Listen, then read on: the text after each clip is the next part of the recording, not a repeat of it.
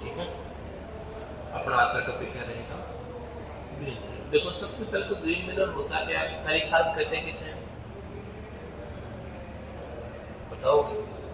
जैसे मान लो कोई भी पौधा है, प्लांट है, उस प्लांट का जो ग्रीन मटेरियल है, हरा भाग है, मतलब उसकी पत्तियां होंगी, उनको हम सोइल में मृदा में दबाते हैं ताकि वो सड़े गड़े और कार्बनिक पदार्थ पोषक तत्व उसको मिल जाए। इस सड़ाने गड़ाने की प्रक्रिया को क्या करते हैं? हरी खाद करते हैं, क्योंकि इससे पौधों को पोषक तत्व मिले। हमने कुछ मृदा में मिलाया, उससे पौधों मृदा को पोषक तत्व की पूर्ति हुई और मृदा ने पौधों को पोषक तत्व प्रदान करने की क्षमता ग्रहण कर ली। उसे क्या कर दिया हमने? खाद। हरे रंग का था इसलिए क्या कर दिया? हरे खाद। अपने को इसमें दो तीन चीजें समझनी है।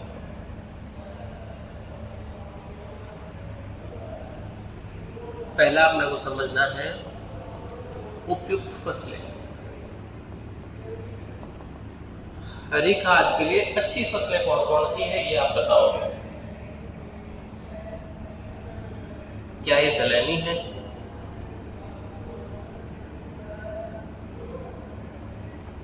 या एदलहनी?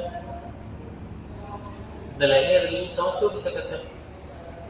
दलहनी का मतलब क्या होता है? जो लेग्यूमिनेसी कुल की हो, जिसके दाने दो भागों में बढ़ जाते हो, जिसकी जड़ों में गांठें होती हो, नाइट्रोजन का स्थिति करता, वो तो कौन सी है? दलहनी। और अदलहनी गेहूं, जो ज्वार बाजरा मक्का चावल, ये सब क्या है? अदलहनी फसलें। मूंग मोट उड़द ये कौन सी है? दलहनी फसलें। यही होगा।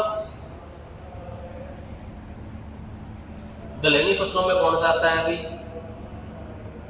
गंवार आता है, भेंचा आता है,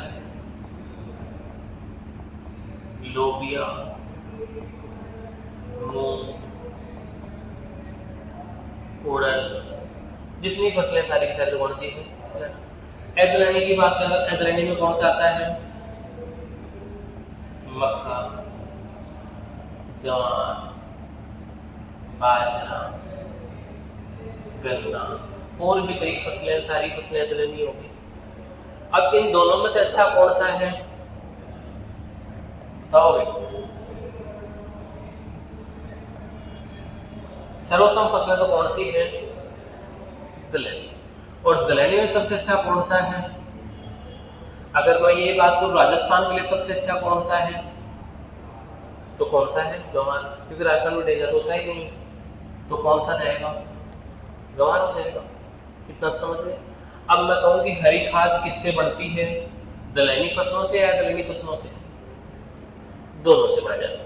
ठीक है। इन पौधों को क्या करते हैं? अब कोई भी पौधा है, समझ लो, हमने बीज बोया, पौधा उगना स्टार्ट हुआ। जब पौधा उगेगा, पौधा वृद्धि करेगा, तो उसकी पत्तियां क्या रहेगी?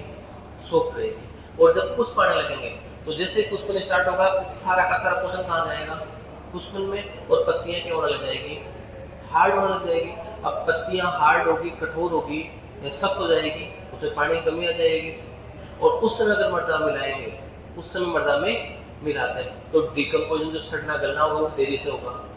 तो पौधे को जब भी पुष्पन अवस्था होती है, तो पुष्पन के पहले पहले क्या करते हैं? मृदा में मिला देते हैं, ताकि जो हरा रंग है वो अच्छा हो और पौधा जल्दी से डिकम्पोज हो जाए।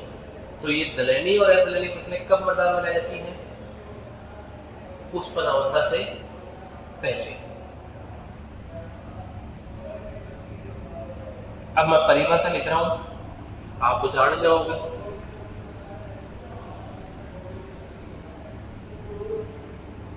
थोड़ा सा बताओ किसे कहेंगे? दलहनी और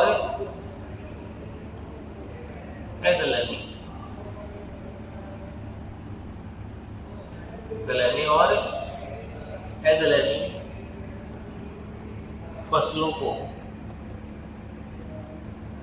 पुष्पन से पूर्व मृदा में मिलाकर तैयार की गई खाद क्या कहलाती है?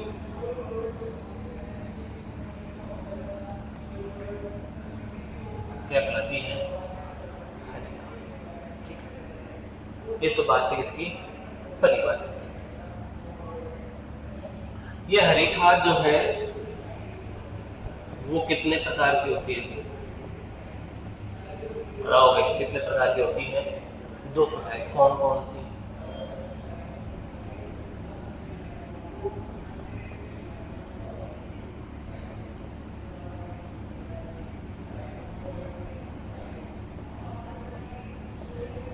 कौन सी होती है? इन सिटु और एक्स सिटु। मतलब क्या हुआ इसका? इन सिटु का मतलब होता है खेत में फसल उगाकर उसी खेत में मृदा में मिला देना। मतलब हमने फसल बोई और फसल बोने के बाद उस फसल को उसी खेत में मृदा में मिला देंगे तो वो तो कौन सा हो जाएगा? इन सिटु। और एक्स सिटु किसे कहेंगे? बोना कहीं और काट के मृदा में कहीं उस प्रकार। ऐसा कभी करते ही नहीं है भाई, हम बोएंगे यहां पर, यहां से काट के वहां लेके जाएंगे फिर मृदा में मिलाएंगे, ऐसा नहीं करते। तो फिर पेड़ों झाड़ियों की हरी पत्तियों को खेत में मिलाना। किसकी बात कर रहे हैं हम? पेड़ों की। अब हमें इतना पता है कि कोई भी खेत होगा उस पूरे खेत में पेड़ नहीं रहेंगे, और जहां पूरे खेत में पेड़ होंगे वहां पेड़ नहीं होगा, फिर जंगल हो गया। या तो पेड़ होंगे किनारे पे, और किनारे से हम पत्तियां काटेंगे पूरे खेत में फैलाएंगे, तो उसे क्या कर दोगे? एक्स सिटु। दूसरी जगह से लाना है तो वही, हमने पौधे की पत्तियां तोड़ी, पूरे खेत में बिछाई और फिर क्या कर दिया? हमने मृदा में मिला दिया। तो ये कौन सी प्रक्रिया हो गई? एक्स सिटु। इन सिटु का मतलब जहां फसल बोनी वहीं काट ली और वही मृदा में मिलानी। समझ गए दोनों चीजें? तो हरी खाद कितने प्रकार की हो गई? 2 प्रकार की। परिभाषा क्या है? दलहनी और अदलहनी कोई सी फसलों उनको मृदा में मिलाना। कौन सी अवस्था में? उसमें। या फिर ये कहते हैं कि जहां हरा भाग उसमें सबसे ज्यादा हो, पत्तियां क्या हो? सूख, तो उससे मृदा में मिलाना क्या कहलाता है? हरी खाद। हरी खाद के लिए सबसे अच्छी फसल कौन सी है? ढेंचा। और राजस्थान के लिए सबसे अच्छी कौन सी है? गवार। एक लाइन और लिख रहा हूं मैं। हरी खाद और रेशे के लिए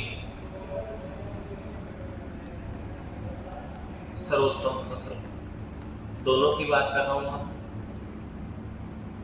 तो कौन सी जाएगी?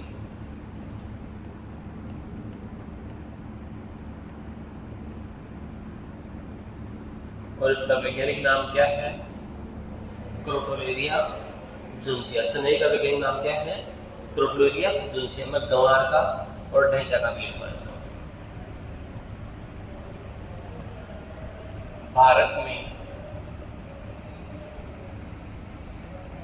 हरी खाद के लिए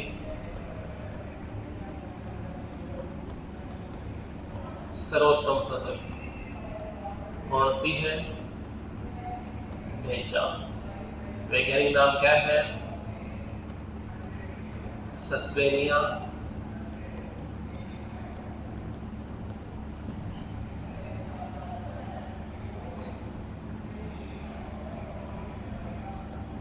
सस्पेनिया रोक्सटाइन।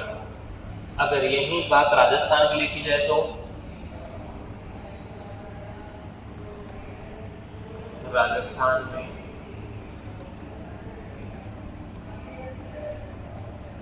हरी खाद के लिए सर्वोत्तम फसल तो कौन सा हो जाएगा? गंवार। वैज्ञानिक नाम साइमोप्सिस टेट्रा गोनोलोमा। साइमोप्सिस टेट्रागोन, ये 3 फसलें ज्यादा पूछे होते हैं। अब देखो पढ़ना तो अपने को आ गई थी, मैं थोड़ा सा बता देता हूं।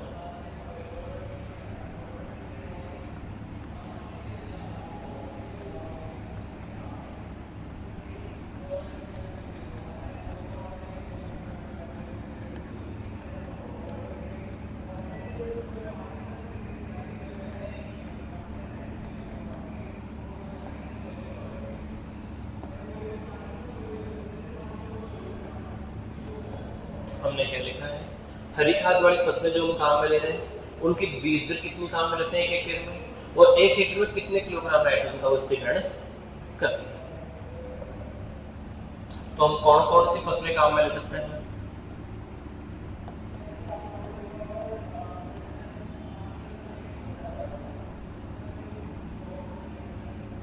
कौन सी फसलें काम में लेते हैं? मूंग, मोठ, उड़द। बीज दर कितनी काम में लेते हैं इनकी बीज? क्या हो गए?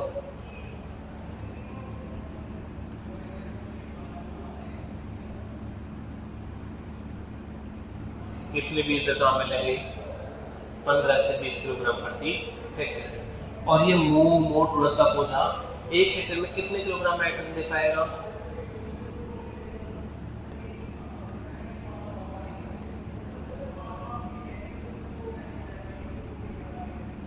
कितना दे पाएगा? 30 से 40 किलोग्राम नाइट्रोजन प्रति हेक्टेयर दे पाएगा। दूसरा नाम लिख रहा हूं मैं, लोबिया कर दें, इसको चौड़ा कर दें, एक ही बात।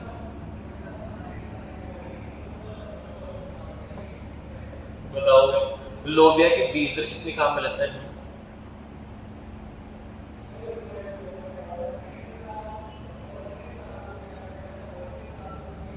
कितना काम में लगता है? 20 से 25 किलोग्राम प्रति हेक्टेयर। और नाइट्रोजन का स्थिरीकरण कर दें, कितने किलोग्राम नाइट्रोजन उपलब्ध करता है? कितने करता है? 50। उसके बाद तीसरा नाम लिख रहा हूं मैं, सनई। सनई की प्रति हेक्टेयर बीज दर कितनी देते हैं अभी?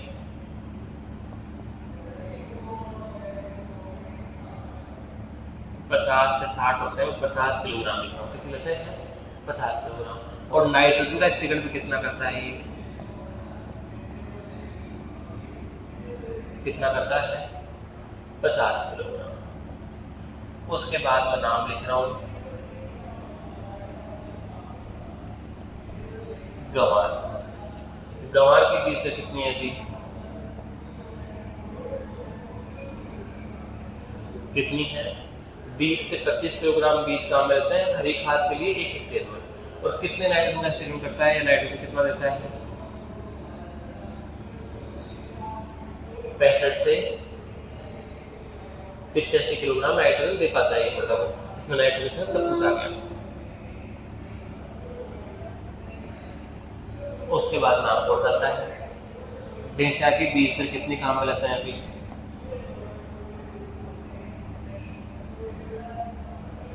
कितना बीज काम में लेंगे? 60 से 70 किलोग्राम। और कितने नाइट्रोजन का स्थिरीकरण कर पाएगा ये?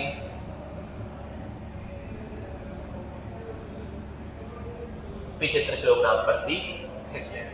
ये कुछ इंपोर्टेंट फसलें हैं जो क्या काम करती हैं, हरी खाद के लिए प्रयुक्त है, और साथ में क्या करती है, नाइट्रोजन स्थिरीकरण। दलहनी फसलें हैं, जड़ों में गांठें होती है, नाइट्रोजन का स्थिरीकरण करना स्वाभाविक है। अब मूंग का वैज्ञानिक नाम क्या है? विग्ना रेडिएटा। मोठ का क्या है? विग्ना एक्विनेटिफोलिया। उड़द का क्या है? विग्ना मूंगो। लोबिया का क्या है? विग्ना अंगुकुलाटा। सनई का क्या है? क्रोटोलेरिया जुन्सिया। गंवार का क्या है? साइमोप्सिस टेट्राकोरल। और ढेंचा का क्या है? सस्पेनिया रोस्टाटा। ये क्या थी? हरी खाद वाली फसलें, उनका बीज दर और नाइट्रोजन का उपलब्ध कितना करा पाते। अब अगला एक और रोल पड़ता है,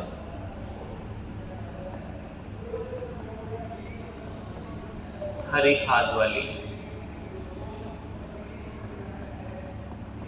फसलों की विशेषता। अब जो भी हम हरी खाद वाली फसल लिख रहे हैं, उनकी क्या विशेषता, उन्हीं को उपयोग किया जाए।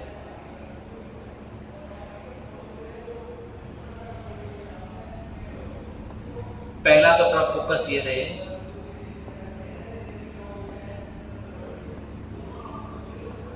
दलहनी फसलों को अधिक प्राथमिकता। मतलब पहला पॉइंट ये है कि कौन सी फसलें होनी चाहिए, दलहनी। जब दलहनी नहीं होगी तो फिर दूसरी फसल लेने कोई समस्या नहीं आती, या अपने पास फसल ही है फिर काटना एक मिला सकते हैं, कोई समस्या तो आती नहीं। तो दलहनी फसलों को प्राथमिकता क्यों है? प्राथमिकता का पहला कारण है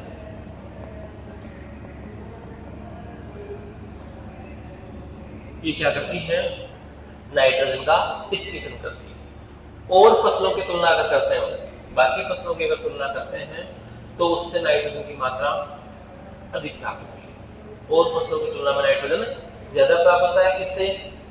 दलहनी फसलों के नाइट्रोजन से स्थिरीकरण करती है। दूसरी विशेषता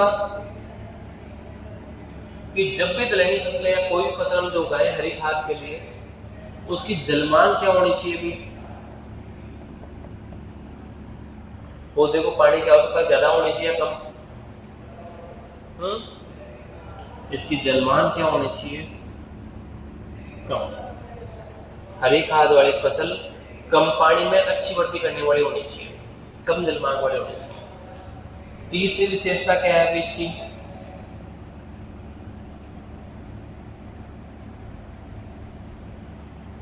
कहोगे?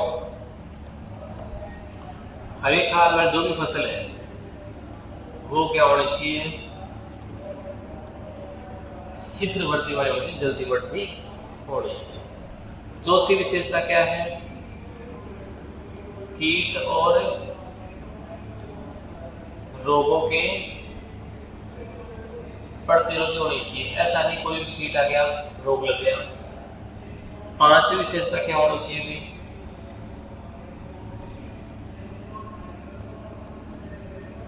वातावरण की विपरीत परिस्थितियों के प्रति सहनशील होने। मान लो तेज हवा चल रही है, गर्म हवा चल रही है, तो भी वो सहन करने वाली हो। अगर ऐसी फसलें गर्म हवा से सूख जाएगी तो हरी खाद में उसका उपयोग नहीं। अगली विशेषता क्या होनी चाहिए भी? बताओगे? हरी खाद वाली फसल की, हरी खाद वाली फसल की और क्या विशेषता होनी चाहिए? मैंने बताया कई बार, पौधे पर पत्तियां कम होनी चाहिए, अधिक होनी चाहिए?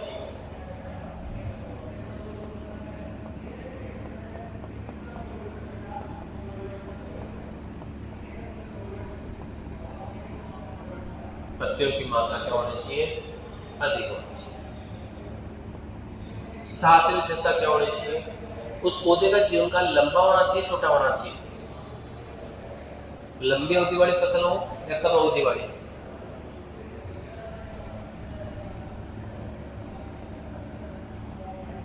फसल की अवधि जो है वो क्या होनी चाहिए?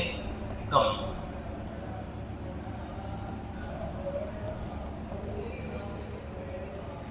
इसके बाद ऐसी फसल जब तना हार्ड होना चाहिए, कोमल होना चाहिए?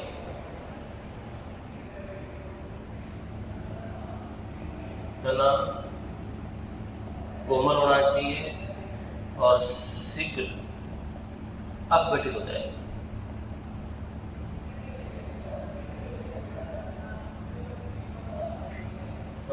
ये किसकी विशेषता है? हरी खाद जैसे हमने गंवार बोना है, मूंग बोना है, मोठ बोना है, तो ये विशेषता होनी चाहिए इन फसलों की। और इन फसलों में ये विशेषता है, इसीलिए हमने लिखा है कि गंवार, ढेंचा, इनको पानी की ज्यादा आवश्यकता नहीं होती, हरी पत्तियां ज्यादा होती है, शीघ्र वृद्धि अधिक होती है, जीवन काल छोटा होता है, नाइट्रोजन स्थिरीकरण करती है, तभी तो हमने इसका उपयोग किया है। ये तो क्या थी हरी खाद वाली फसलों की विशेषता। फिर एक छोटा सा पॉइंट और पढ़ लेते हैं।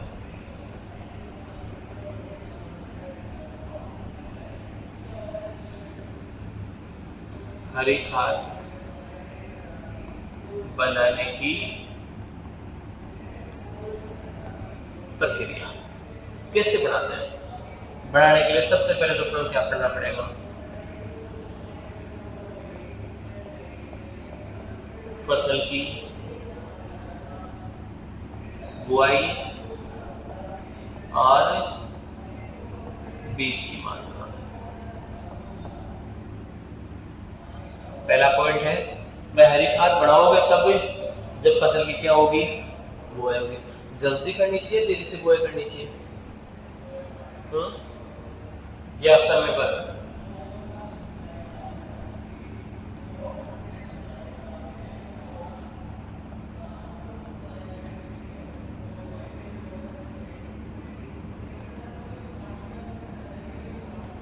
बुआई क्या करनी चाहिए, समय पर करनी चाहिए, न जल्दी करेंगे और नहीं देरी। अगर रबी वाली फसल है तो अक्टूबर नवंबर में बुआई करेंगे, और खरीफ वाली तो जून जुलाई में बुआई करेंगे, ये सही समय। अब आपको बीज की मात्रा लिखवाने की जरूरत पड़ेगी। बीज सामान्य फसल की तुलना में 2 गुना अधिक उपयोग। ये क्या बात हुई? हमने लिखा है मूंग की बीज दर, कितनी लिखवाई मैंने?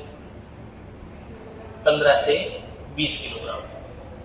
मैंने कहा हरी खाद वाले जो भी बीज दर लेते हैं वो सामान्य फसल से कितनी लेते हैं? 2 गुना। मतलब जब हम मूंग बोएंगे सामान्य खेती के लिए तो बीज दर कितनी होगी?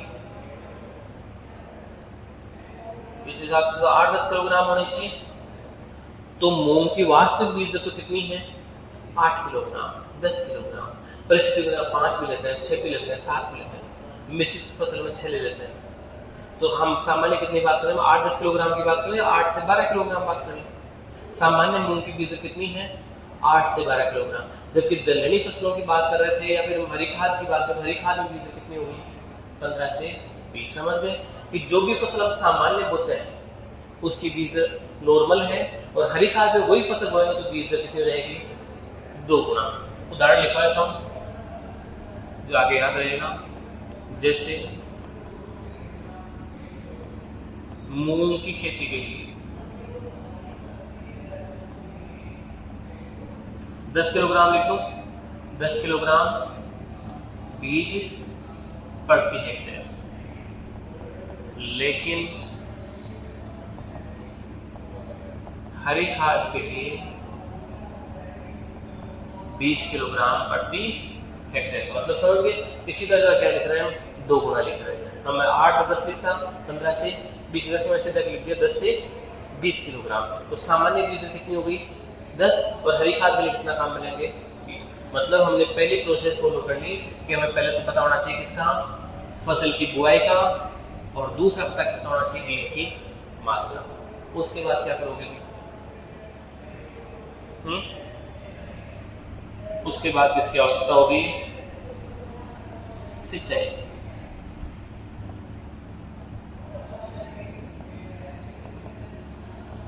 हरी खाद वाली जो फसल है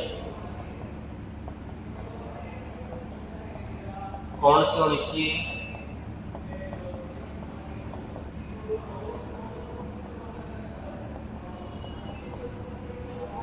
कौन सी होनी चाहिए? कम जलमान वाली।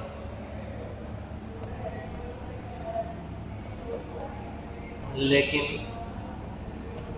फसल की अच्छी वृद्धि के लिए समय पर सिंचाई आवश्यक। बस आप क्रिटिकल नहीं उसको पढ़ लेना पड़ेगा। एक और भी मैं यहाँ छोटी चीज मेंशन कर देता हूँ। जब भी बात करते हैं फसल की बुआई, फसल की बुआई तो कहाँ करनी चाहिए? अपने को पता होना चाहिए। 50 से 60 सेंटीमीटर वार्षिक वर्षा वाले क्षेत्रों में। मतलब राजस्थान औसत ठीक है इसके लिए। जब 50 से 60 सेंटीमीटर 500 स्क्वायर किलोमीटर से कम बरसात होगी तो फिर ये हरी खाद वाली फसल काम नहीं करेगी। सिंचाई हो गई। सिंचाई के बाद अपने क्या करना चाहिए? कि हरी खाद के लिए बताओगे। सिंचाई के बाद क्या करना चाहिए? गुड़ाई गुड़ाई करोगे। अपने कौन सी खरपतवार नियंत्रण करोगे। अपने कौन सी फसल चाहिए?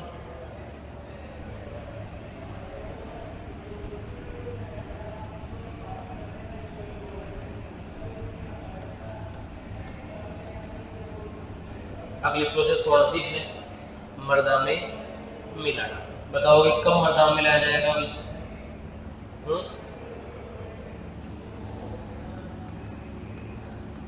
पुष्पन से पूर्व फसल की अधिकतम शाखाओं और पत्तियों की हरी अवस्था में, जब लगभग पत्तियां जो है हरे रंग की हो, कोमल हो, उस समय क्या करना चाहिए? मृदा में मिलाना चाहिए। या फिर हम सीधा सीधा कह दें फसल की बुआई के 45 दिन बाद मृदा में मिलाना। अब ये सामान्य फसलें जो है 3 महीने 4 महीने की फसलें हैं। अब हमने गंवार बो दिया, गंवार के 45 दिन बाद, बुआई के 45 दिन बाद इसकी अच्छी वृद्धि रहती है, लगभग 6 साइड से हाइट होती है और लगभग फसलों की ये रहती है, उससे पौधों की संख्या ज्यादा पुष्पन आने वाला होता है। तो उस समय हमने क्या लिख दिया? मृदा में मिलाने की। चौथा, मृदा में अपघटन। तो मृदा में अपघटन की भी 2 स्थितियां हैं। पहला 25 से 35 डिग्री सेंटीग्रेड तापमान, ये तापमान होगा तभी जाके अपघटन होगा। अब तुम सर्दियों में मिला दो जनवरी में, कहां से अपघटन होगा? पत्ता वैसा का वैसा खड़ा रहेगा। आपने मई में मिला दिया, वो वैसा का वैसा सूख जाएगा वही पत्ता, कोई डिकम्पोजिशन होगा ही। और दूसरा, नमी की पर्याप्त मात्रा। पर्याप्त मात्रा का मतलब है 30 से 40% नमी होनी चाहिए मृदा में, तब जाके डिकम्पोज होगा। इससे कम होगी तो फिर डिकम्पोजिशन होगा ही नहीं, जीवाणु काम ही नहीं करेंगे। क्योंकि इस ताप और नमी पर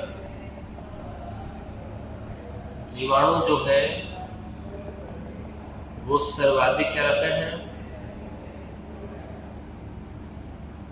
बताओगे सर्वाधिक क्या रहेंगे? सक्रिय। सर्वाधिक सक्रिय रहेंगे तो अपघटन भी क्या हो जाएगा? शीघ्र होगा। ये बात होगी मृदा में अपघटन की।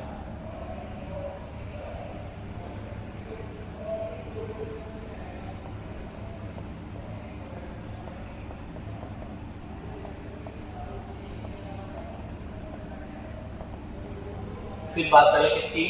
नाइट्रोजन की उपलब्धता प्रति हेक्टेयर। तो मैं सिर्फ लिख रहा हूं दलहनी फसलों की हरी खाद से नाइट्रोजन की उपलब्धता अधिक। अब किसी फसल में नाइट्रोजन की उपलब्धता लिखना जरूरी थोड़ी है, मैंने दोनों चीजें पहले लिखवा दी, एक तो ये वाली और एक ये वाली। बीज की मात्रा मैंने पहले लिखवा दी कि बीज कितना कम रहता है और कितने बीज में कितने नाइट्रोजन की मात्रा उपलब्ध होगी। ये बात हो गई नाइट्रोजन की उपलब्धता। उसके बाद लास्ट पॉइंट है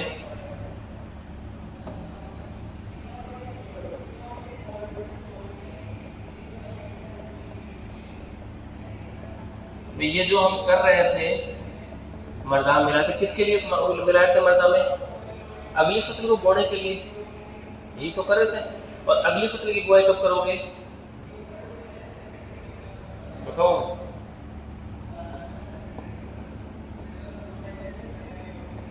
हरी खाद वाली फसल को मृदा में मिलाने के 45 से 50 दिन बाद अगली फसल की बुआई, या मैं कह दूं अगली फसल की बुआई के 45 से 50 दिन पहले क्या करना चाहिए? मृदा मिलाना। दोनों एक ही बात है। तो ये जो हमने पॉइंट पढ़ा वो कौन सा था? हरी खाद। हरी खाद किसे कहोगे भी? बताओगे? दलहनी हो चाहे अदलहनी फसलें, जब इनको पुष्पन के समय मृदा में मिलाते हैं तो वो क्या है? हरी खाद। कितने प्रकार की? 2 प्रकार की। जहां बोएंगे वहीं मृदा में मिलाना, और पेड़ पौधों की झाड़ियों की पत्तियों को मृदा में मिलाना, वो क्या कहलाता है? इन सिटू और लिखा जाए।